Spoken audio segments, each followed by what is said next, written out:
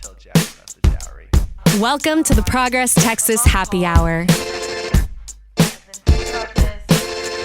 If you don't have a wedding, we can just get married. Welcome to the Progress Texas Happy Hour. I'm Advocacy Manager Reagan Stone. Today we are meeting under the Pink Dome in Austin, Texas, and our guest is a new friend of the podcast. We've been trying to get you on for a bit since we first met at our holiday party in 2024. But from what I can tell, you're not new to the movement or to politics. Cody Meador is the Executive Director of the Texas Legislative Progressive Caucus. And today, we're going to be discussing their policy platform for the 89th Texas Legislature, specifically policies which, of course, center around worker-forward economic policies and freedom. We will highlight bills, members of the caucus, and what you can do to stay involved in the decisions being made right here in our state capitol. Welcome to the show, Cody. Thank you, Reagan. I'm so happy to be here. We're really happy to have you, too. Well, I first want to get to know a little bit about you. So, Cody, can you tell me a little bit about yourself and how you got into this position? And, of course, from your roots in the DFW. Yes. So my name is Cody Meador. My professional background is in education. So I used to be Miss Meador, a ninth grade English teacher and middle school principal. But before that, I was a community organizer and political activist. So I'm from Dallas. I always say my hometown is Oak Cliff, product of Dallas Independent School District. And when I was in college, my bread and butter was campaign finance reform and money in politics. Okay. So I actually co-founded a nonprofit before I graduated undergrad called Clean Elections Texas that still functions today and is dedicated to advocating for campaign finance reform, protecting voting rights, protecting elections, protecting our democracy. And that's exactly what we're into here today to talk about, too. So first, kind of just, give me a topic over what's the caucus's mission.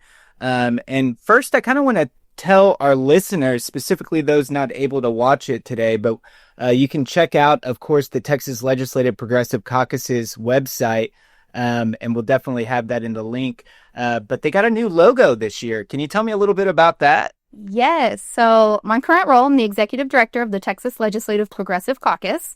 We are a community of state senators, state representatives who are here in the Capitol fighting for prosperity for working families. And we wanted to do a little bit of a redesign and a makeover this session to really emphasize who we are. So the logo we have here, this was designed by a Dallas artist named Vico Alvarez. She's actually based out of Chicago now, but originally from Dallas, also from Oak Cliff. And Vico is a former labor organizer. So here in the logo, we have a fist that is holding, it's a wrench on one end and then a pencil on the other. And so that is really meant to indicate that no matter what field you are in, no matter what type of work you are doing, and even if you are a student who's working hard to get by, maybe a caretaker, maybe someone who's homebound and dependent on a caretaker, no matter who you are, your field, your trade, you're part of our community of working families in Texas, and we are here to fight for you and advocate for you. We also have sort of a rural meets urban background. Yeah. So this is really meant to show, there's an old Union saying, united we barter, divided we beg. And so we wanted this to truly show that no matter where you are from in Texas, your identity, your creed, geographic location, profession, trade, we can all come together and fight to put working families first in the state. That's fantastic. I love the new logo, the new layout, of course, the updated website, everything that y'all are doing right now. And right now we are actually taping in the Texas Legislative Progressive Caucus Chair's office, of course, that being Representative Ana Maria Rodriguez Ramos. And to our listeners, if you were around on opening day, we had a lovely time, I would say, barnstorming offices of the caucus members. But my guess is also anybody's welcome to come chat with the staff. But one thing I think is new, or you can correct me, Cody. Is this the first time that the caucus has a dedicated staff, office, and budget? And can you kind of walk me through some of the growth that y'all have had over the last few years? Yeah, absolutely. So the Texas Legislative Progressive Caucus was founded in 2021 by our chair emeritus, Ron Reynolds, who we're very grateful to, and with a lot of support from Congresswoman Jasmine Crockett, my congresswoman. 2023, we became bicameral, and Representative Ana Maria Rodriguez Ramos became the chair in 2023. Okay. We had a dozen members last session, and we've grown to 19. And yes, I certainly want to send gratitude and honor all of the staff members who helped get the caucus off the ground. That work is so important. But I really am our first sort of dedicated staff member, which to me is kind of indicative of, again, like the progressive movement in Texas and the growth of the progressive movement in Texas. That's exactly right. And as you said, the membership's growing. It's up to nearly 20 legislators now. That's 19, you said. So we're waiting for our 20th. Yes. We'll have to go barnstorm a few offices after this. But that includes the Texas House Democratic Chair as well, Representative Jean Wu. But the chair of the caucus, as we mentioned, Representative Ana Maria Rodriguez Ramos, Vice Chair Representative Gina Hinojosa, Representative Vicki Goodwin, Representative Jolanda Jones, Representative Christina Morales, Representative Ron Reynolds, Senator Sarah Eckhart, newly elected Senator Molly Cook, Senator Roland Gutierrez, and then back to the House, Representative Lulu Flores, Representative Jessica Gonzalez, Representative Davis, Representative Retta Andrews Bowers, Representative John Bryant, Representative Alma Allen, newly elected Representative Lauren Ashley Simmons, Representative Penny Morales Shaw, and the newest member I'm hearing is Representative Suleiman Leilani. And so if you're still with us, that's quite a few members there. But, lots of powerful and obviously noteworthy names as well. Before we jump into the caucus specifically and more of the policy, any specific names you want to highlight or priorities? Oh, man, I'm just so proud of our growth. My job is to staff the caucus, but the membership of our caucus are these legislators, and they are each so amazing and inspirational. I got to facilitate our annual meeting just a couple weeks ago and had several of them in the room together. And they're a really fun bunch to get to spend time with.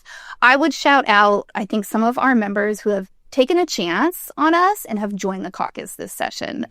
Our freshman members that have joined, Representative Simmons, Representative Aisha Davis, Senator Cook.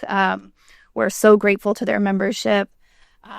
Individuals like Dr. Allen, who is a legend, who I look up to so much. Her membership means a lot. So really just nothing but gratitude for each individual who's joined the caucus. Yeah. And yes, we are excited for our 20th member. Awesome. Yeah, we're looking forward to that announcement, hopefully. As we kind of get into some of this policy, it is time for a little bit more of a deep dive. But I've read through the caucus's policy platform. On a first layer glance, these are economic principles. Kind of give me a high level glance as we start to get into the details there. So, as Texans, we really value where we're from, the hard work that we put into building our own lives, supporting our families, serving our communities. We're proud of who we are. We're proud of our hard work. Mm-hmm. But although our state is prosperous, working families are set up to struggle. I'll share a statistic that I think illustrates that really nicely. Since 2010, over the last 15 years, the gross domestic product in Texas has increased by 108%. However, the percent of families that continue to struggle on a daily basis with essential expenses has remained stagnant at about 40%.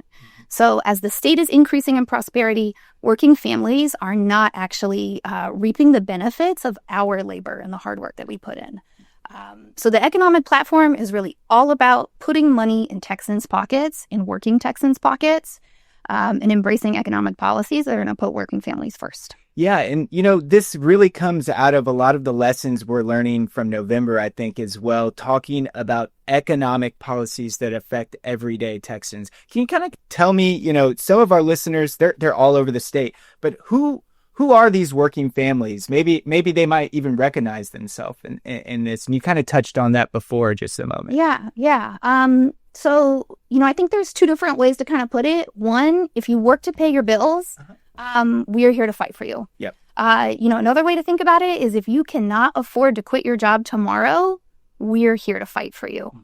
So from the trades to teachers, public sector employees, small business owners, artists, gig workers, college students, if you are working hard and hustling to get by on a day-to-day basis, we are trying to advocate for you and put you first in the policies that we're passing. And, I couldn't have said that better, Cody. I think, a lot of the folks listening today, they'll recognize, I am one of those people, or at the same time, noticing that this is really a way that everybody is invited.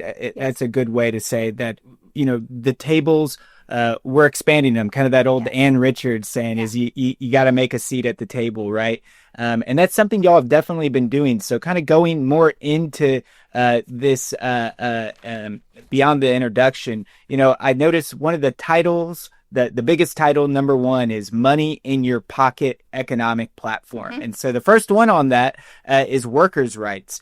Tell me a little bit about, why these are needed, what came up to get this written and that we're now trying to pass some legislation surrounding this. Yeah. So one of our big takeaways, from doing some research, doing collaborative work across the membership of the caucus, talking to our advocacy partners in the community, is that working Texans really just want, good pay and good benefits up front versus redistributive policies that feel like government handouts that let corporations off the hook for paying decent wages and really don't meet our daily financial needs. It's not enough.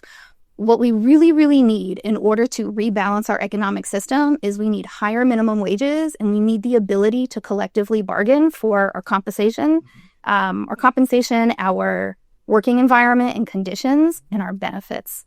And so workers' rights really is at the top of our platform. We have to embrace strong pro-union policies that are going to empower our workers so that we can make more money on a daily basis and have good benefits that allow us to live good lives and be taken care of into retirement. Yeah. And, I'm noticing some statistics here, provided by Every Texan to the Economic Policy Institute.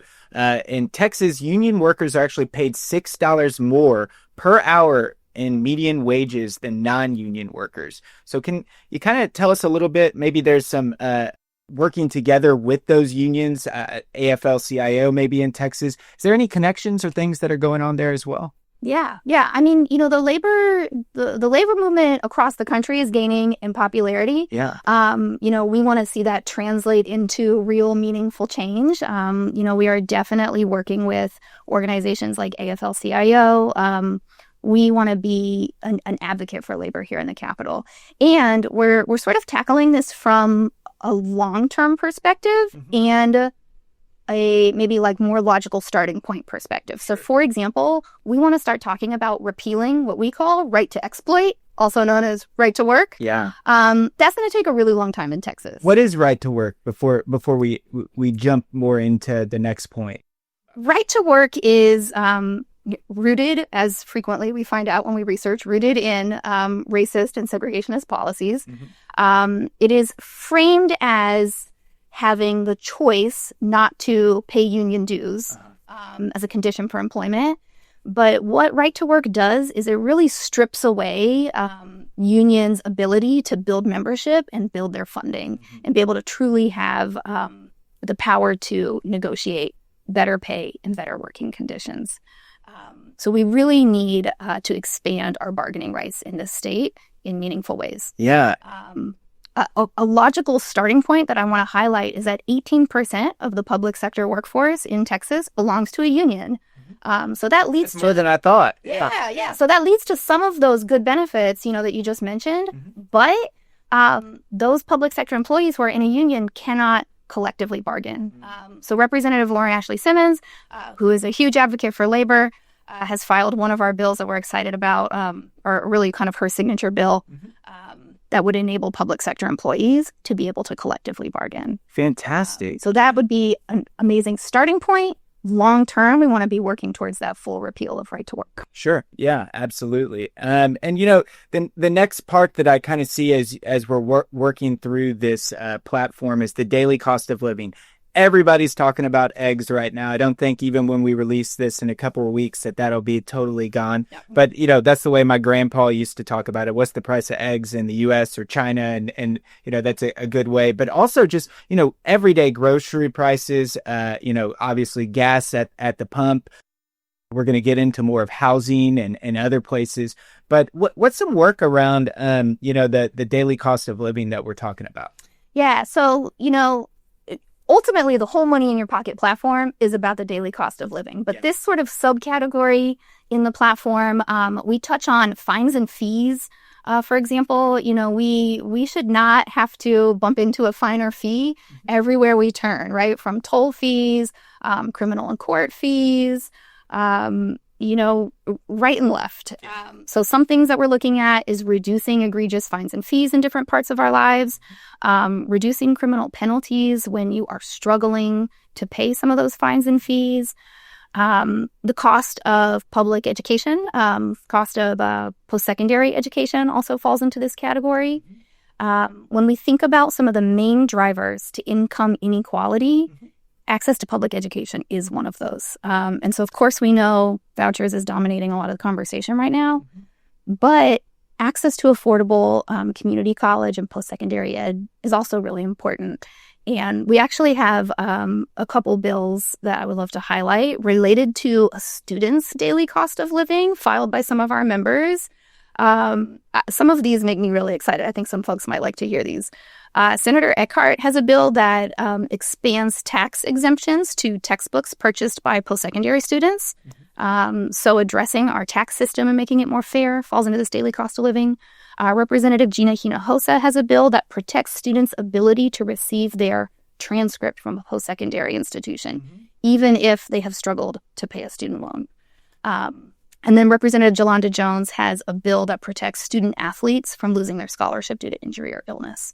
So there's all sorts of different ways that we're trying to creatively tackle those costs that add up on a day-to-day basis and, can really sink an individual. Yeah. And that's, there's definitely ways to bite that around kind of the pie is to be able to reduce some, whether it's fines or reduce, some tax exemptions in different ways. I'm also noticing something that I'm noticing the cash for crypto. Yeah. Can you tell me a little bit about that? That's a hot topic right now, right? Yeah. We're excited about this idea. We're calling it the Prosperity Payout. And shout out to my teammate, Drew Corbett, who has really this is his brainchild. Okay. But, we know that in Alaska, they have this dividend fund that pays out based on the oil industry there, right? So the idea is this sort of predatory industry is using our natural resource, and we should benefit from it because, we're the residents. And it's not nationalization anyway. It's a form of using some of those revenues to be able to support the people that are kind of having their public resources, taken in some way. Yeah. And we know that AI, crypto, some of these industries, we see it in the news, I feel like every single day about a new, farm warehouse thing that uses as much electricity and water as a small town or even a medium-sized town, truly placing an enormous drain on our state and on our energy resources. So we have some creative ideas for if those industries are going to be draining our natural resources, that they should be paying a little bit of a dividend to the citizens of the state. Yeah. So, we're really trying to lean into creative ways to, again, kind of rebalance the economy a little bit and get more money into working Texans' pockets. See, I couldn't have said it better. Get that money back in or keep it in Texans' pockets and wallets, of course. San Antonio listeners, join us in Alamo City on Tuesday, May 6th for the first time since 2017 for a live podcast taping and fun get-together with like-minded progressives. You'll have the chance to visit with candidates, office holders, and activists, grab a beverage, share stories, and celebrate progress in Texas, which doesn't happen without you. During our happy hour and live podcast recording, come meet people doing good work to push progress forward in Texas. You can sponsor the event and this podcast and RSVP early with the link in the show notes, and we hope to see you there. Dropping into the third point here, which is healthcare and wellness. We know, of course, nearly 22% of Texans that are aged 19 to 64 went without health insurance in 2023. I myself, and I know my partner, and we probably all have stories of friends and family that have not had health insurance here and there. What's something, of course, we hear a lot about expanding health insurance. What's something that the caucus is working on right now? Medicaid expansion is for sure the number one thing that we could do, to expand insurance. Immediately, like state. 1 million people can jump on pretty much the next day once that's brought. And I think next to that statistic on the document, it's not just over 20% of folks have been uninsured, but our rate of children who are uninsured is almost, I think, double the national number. Mm-hmm. It's really quite urgent.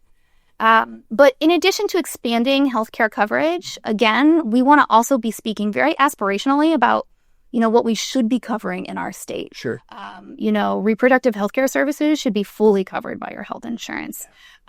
Your daily sort of like routine checkups should be easily accessible. It should never be a challenge for you to get your day-to-day care. Mm-hmm. In addition to health insurance coverage and addressing those needs, we also include food security in this category, and really looking at food deserts, making sure that folks have access to healthy food. And then in this category for health and wellness, we also have putting cannabis to work for Texans. Yeah. Our state is a little bit behind, I feel, on this front. And we really could be embracing cannabis in a way that is good for agriculture, good for small businesses, good for health and wellness, good for veterans. It's really a no-brainer issue, and it's something that could be, again, putting money in Texas. Yeah, and I want to jump a little bit more into those last couple points. Of course, we know, like I said, nearly millions, if not over 1 million, Texans, once we expand Medicaid, including reproductive health care coverage, just like you said, that would bring a lot of folks onto not only health insurance, but it reduces premiums because you're bringing more people into coverage, obviously expanding the pool for that being able to be done. The second part you said was that food insecurity. And I live in West Texas, and we have one grocery store in town.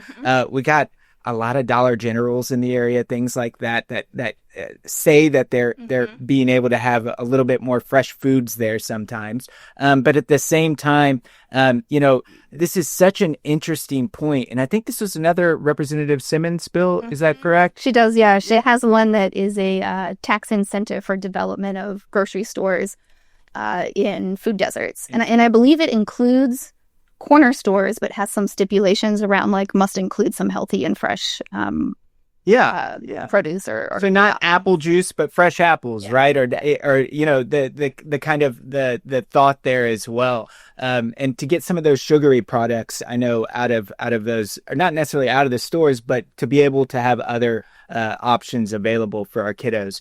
And that last point, cannabis to work for Texans. I know this is sometimes a bipartisan issue in a lot of other states. I mean, where I live out in West Texas, you can drive a couple hours and you're in New Mexico where they're paying schools and roads with this. In fact, you go across the highway in some of those places and it's casino, weed store, right? Yeah. But at the same time, what's something, I know this has been a long time issue, not only of the caucus, but it's now a Democratic Party platform from this last meetup in El Paso. And this is also a bill that's been brought up multiple times. I think Representative Ron Reynolds has carried it a lot.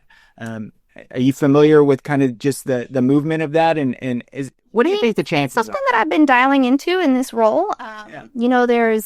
There's a lot of nuance to it. There's a lot of components. As a starting point, we could be expanding our compassionate use program. Our compassionate use program is really quite small for the state.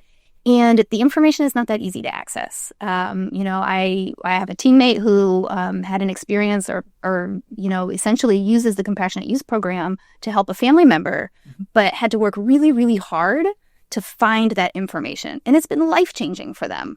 But it wasn't an easy process even to access the information and get started. So expanding compassionate use would be a great place. We do have a couple, actually Ron Reynolds, and then I want to say one other, Representative Morales-Shaw, I think as well, have some bills to expand things that are covered under the compassionate use program. I want to say Reynolds also includes expanding some compassionate use coverage under Medicaid, for example. So there are ways that we can make our medicinal program more robust, of better service to Texans across the board.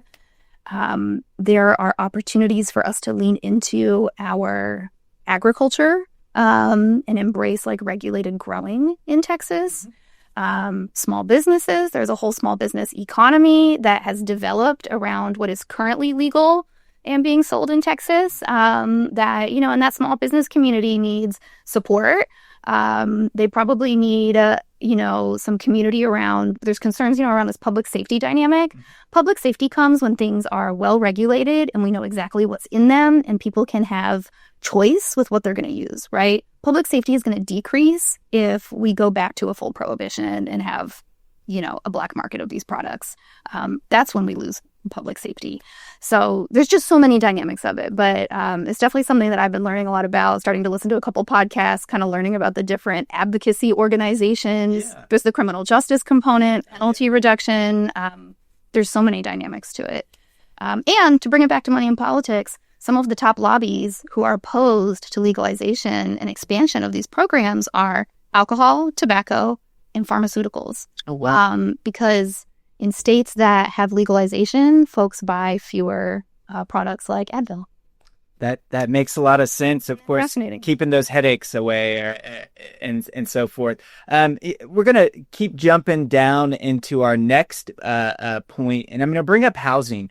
You say, quote, a safe, affordable home should be a foundation for success for any Texan. And then you mentioned, of course, property taxes, rising rents, and how that's forcing folks out of their communities a lot of the times, or just into places to where they can't afford to live where they maybe have always lived. What's some work that the caucus is doing surrounding that?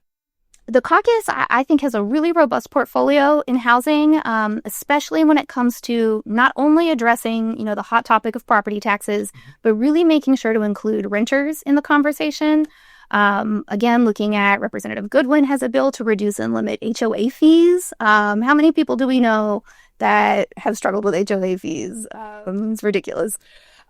Representative Hinojosa has some great bills that would prohibit a rent increase during a rental application period, for example, and require transparent communication from a landlord for rent increases. So there's a lot of work being done around property taxes and those pieces. There's also a lot of pretty targeted work around, building affordable homes, funding incentives for building affordable homes. We really need to be leaning into making sure that people can stay in their homes when they face hardship. Again, lots of different dynamics here, but it's a place where we have a pretty strong portfolio. Our members have filed a lot of good legislation. One area that I'm really interested in researching more is what can we do at the state level, to address, corporate monopolies in a lot of different ways, right? Because you see that in housing, you see that in grocery, health insurance, but it's antitrust tends to be more federal, so it's an interesting issue for us to playing around with to think about in this state capitol. Yeah, and that's a perfect segue into y'all's big Title II policy platform here, and that's fighting government corruption. I'm going to read just the first paragraph from this really quickly, but you say, quote, Texans deserve a government that represents the people, not the wealthy and well-connected. And what's more, the implementation and long-term success of economic policies for working families hinge on reducing the corrosive role of money in politics and instead empowering people through free, and accessible elections. Can you tell me a little bit more about this? I know that's the people over politics. Yes. That's what we're all talking about. You know, that comes from the earliest of the robber baron days to, of course, the war on poverty in the 60s, going all the way up to, you know, the Bernie Bros and everybody else that's come since. Yeah. So, you know, again, my background sort of is in money and politics. I went to SMU. I organized around campaign finance reform on campus. And, you know, I never once had an oppositional conversation with someone of a conservative persuasion about the role of money in politics. You can fast forward to now. We see what happened during the Republican primaries as a result of money in politics. Texas does not have caps on contributions to campaigns. That is what allows someone to make a $1 million or more contribution to somebody. It gives corporations and wealthy individuals an outsized role in the political process. It is essentially legalized corruption. Yeah, and I'll mention a couple of places and we can jump a little bit more because I know this is the place that a lot of your passion and your expertise comes. But I get to name the people, you know, the folks like the Tim Dunns that are funding to make sure whether it's decreased regulation on oil and gas and kind of, you know, obviously creating big environmental hazards, whether it's all the way from the Permian Basin to the Gulf Coast, but also the Christian kind of what I would say nationalist type of movement. And that goes everywhere from trying to put the 10 Commandments in school, forced what I would say prayers or other types of biblical lessons in public schools. But then also, as we mentioned earlier, this voucher scam where, you know, families potentially making up to $150,000 and more can, take a $10,000 check from the state and send their kid to a private school. And so, you know, these millionaires, or rather billionaires, I would say, these, my favorite word right now is money bags, right? Yeah, and it just puts a nasty taste in your mouth too.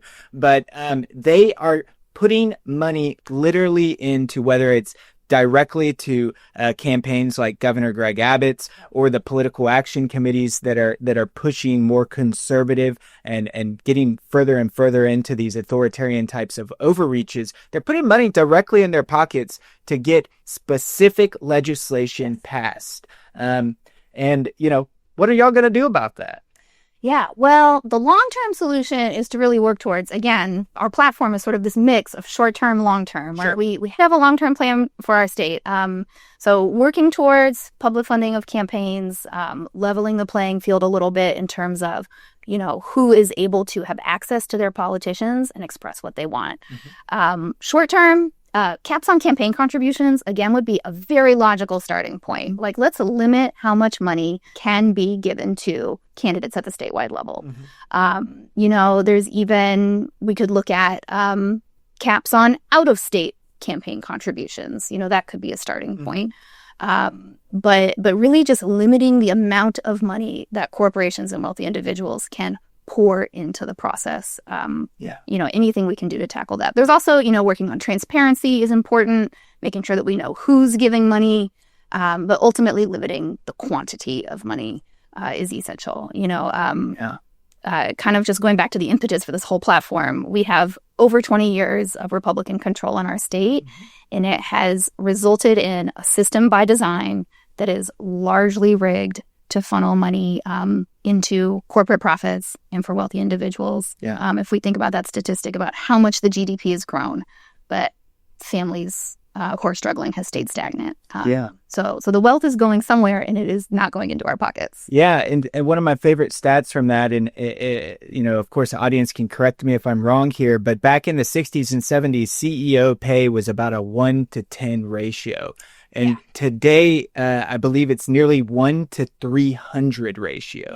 And so I just can't imagine that type of wealth, you know? Yeah. What we really want to, you know, try to communicate is that, like, yeah, all of us, you know, want to be rich to a certain degree, right? Like, the American dream, right? Yeah, the American dream. Like, I want a nice house. I want to travel. I want my dream car. You know, I really want an electric truck. That's me. But the existence of the billionaire class is preventing any of us from getting reasonably rich. And that's kind of part of the challenge is you see the billionaire and maybe you think like, but I want to be him. But, or her. But the existence of the billionaire class and these mega wealthy corporations is preventing any of us from having access to the American dream. So we have to rebalance our economic systems so that we can all have a fair shot at prosperity. Yeah, and I know that that's connected directly to protecting the right to vote as well. Do you want to touch on that for just a moment? So this is, kind of a little bit new for us to include voting in elections and fighting government corruption. But at the end of the day, part of the way that those Republicans in control that want to continue to serve their corporate donors, part of the way that the system is corrupted more and more is by limiting and restricting the right to vote, right? It's gerrymandered districts, unfair maps. It is making it harder to register, harder to vote on election day, harder for students to vote, sowing doubt in our elections, attacking our election workers. All of these are ways that we chip away at the system and make it harder and harder for the people's voice to be heard and for us to exercise our right to vote. So we really see protecting voting in elections, addressing the role of money in politics as our avenues for fighting government corruption and really reforming government so that it's serving the people and not the wealthy. Yeah, that's fantastic. And I know there's a lot of voting rights bills both in the caucus and outside of it as well. And Progress Texas is working in that space right now, too. And so looking forward to partnering with you on that more. Yep. As we're kind of starting to wrap up here, I want to see, what can our audience do to help you, Cody, but also obviously the Progressive Caucus here at the Capitol? Yeah, absolutely. I would say number one thing is check out our website. It is texaslpc.org. From there, you can find all of our social media. We're on Blue Sky. Follow along wherever you're, currently using social media, but we're still on all the platforms. And then I would encourage folks to sign up for our newsletter. You go to that homepage, scroll down, you can sign up for our newsletter. We've been doing a lot of behind the scenes work the past few weeks, kind of getting up and running. And we're going to start sending out pretty regular, really just legislative updates. We want to give people a glimpse into what's going on here in the Capitol, break down the walls a little bit. We'll have action alerts. And, we really want to build the relationship between our communities, advocacy groups, people, the people that we're saying that we're here to serve. If you're a working Texan, we also want to be able to hear from you. And we want to represent folks from urban areas, rural areas, no matter where you are in the state.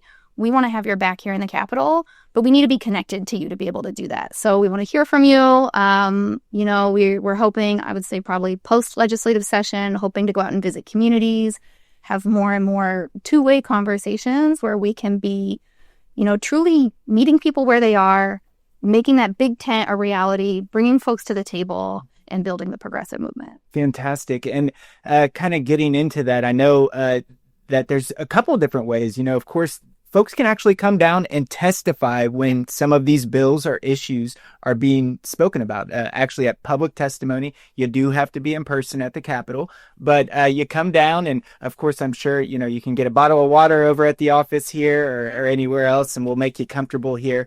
But then also a great way is just to reach out and tell a story about this. Is that something that a representative or senator or someone could speak on your behalf and tell this is why we are pushing for this legislation? Yeah. With that, I know you got a team of interns here. If someone sends a social media message or what's kind of a good way to reach out to the caucus? Yeah.